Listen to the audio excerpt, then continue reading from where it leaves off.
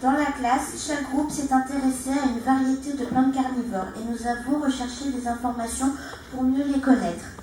Nous avons ainsi découvert qu'il en existe plus de 635 espèces différentes. Les plantes carnivores sont présentes pratiquement partout sur notre planète. On en trouve sur les continents. Elles sont absentes seulement des régions les plus sèches et des pôles. Les plantes carnivores présentent toutes de nombreux points communs, comme par exemple d'être constituées de cellules et d'avoir des feuilles, mais aussi de former des pièges et d'attirer des proies, de les capturer et de les digérer. Un premier type de piège est appelé piège à loup. On le trouve chez la dionée.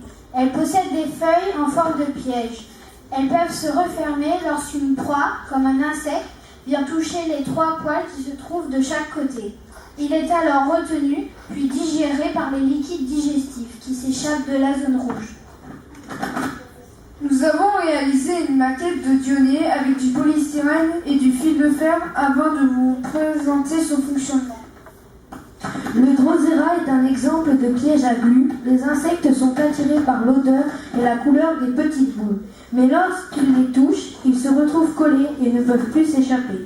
Le liquide digestif qu'elles contiennent liquéfie alors peu à peu l'intérieur des insectes pour nourrir la plante. Nous avons réalisé notre maquette de Drosera avec des boules de polystyrène et du fil de fer. Puis nous l'avons peinte en rouge pour les boules et en vert pour le bas des feuilles. Le 3e piège est appelé piège à urs. On le trouve chez les Nephantus et chez le Sarracenia.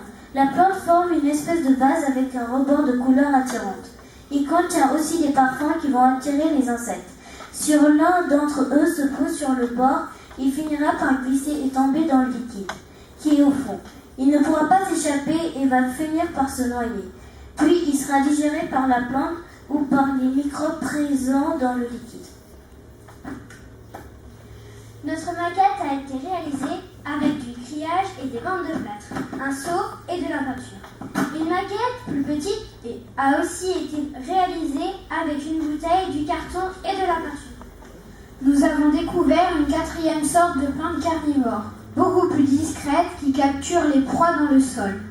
Le Genesea possède en effet des racines creuses et il peut aspirer puis digérer les micro-organismes présents dans le sol.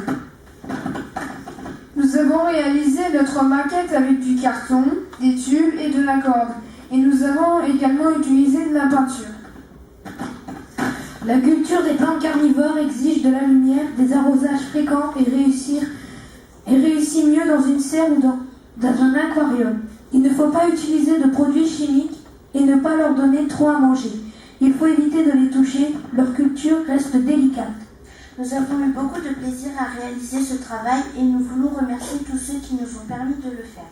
En particulier, Graines d'Explorateurs et les rencontres jeunes chercheurs de Châteauroux. Et nous voulons aussi remercier M. Deroy et Mme Rodriguez.